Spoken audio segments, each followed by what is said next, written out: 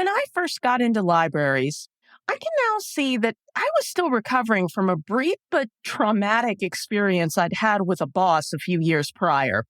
I won't bore you with the details, as it's pretty much the nonsense any young, intelligent woman who didn't know or care to hide her intelligence had to put up with in the late 90s in corporate America.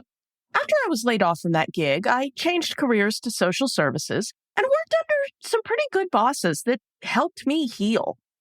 And when I got my first library job, I soon realized that the director was just about everything I'd ever wanted in a boss. Friendly, supportive, not intimidated by my brain or my mouth. He encouraged me to try cool ideas I had and even nudged me towards getting my PhD. A great deal of who I am as a leader is because of my years working with him. So why, for the first 2 years I worked for that director, did I break into a cold sweat every time he called me into his office?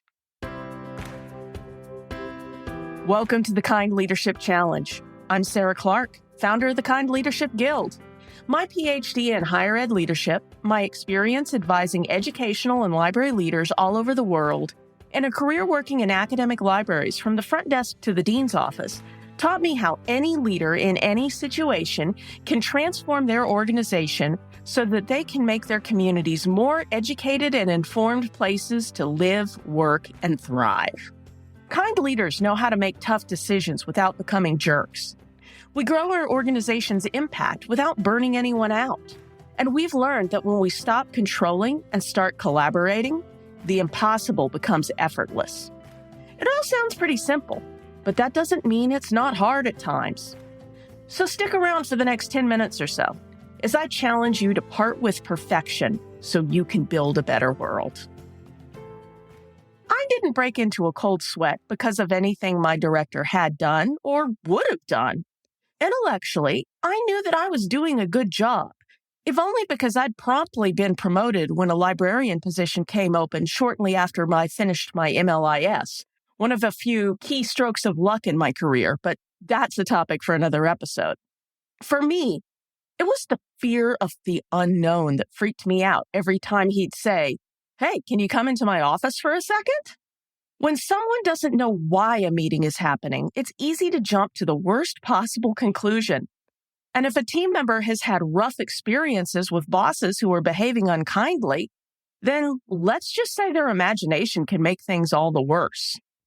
Just changing the question, "Can you come into my office?" to, "Can you come into my office? I had a quick question about next week's desk schedule," is a simple way a leader can add a little context and ease anxiety. Now, to be clear, it is not your responsibility as a leader to make your team members 100% comfortable 100% of the time. Your responsibility is to make your school or library run as humanely, effectively, and collaboratively as possible within the constraints of your situation. At the end of the day, you're their boss, not their therapist. Also, there are times when you genuinely have to play things closer to the vest than this for very valid reasons. In those cases, your best bet is to give no notice at all, or the bare minimum of notice that the situation requires.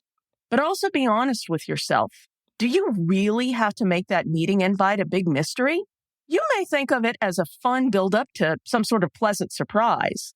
But you could be giving a team member sleepless nights and indigestion for no reason other than your thoughtlessness or power plays.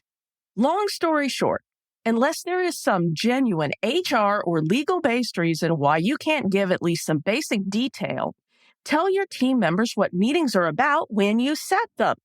It may seem like a small detail, but it's the small details that show whether you are truly a thoughtful and kind leader. So once you're done listening to this episode, I want you to go through your emails and your recent meeting invites. Did you accidentally leave someone in suspense?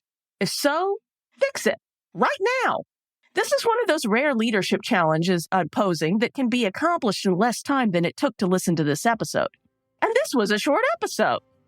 Thanks for listening and for taking action to become a kinder leader.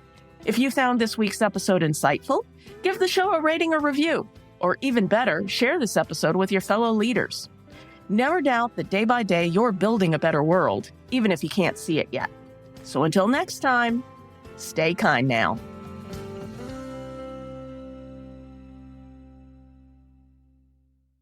Oh, one last thing.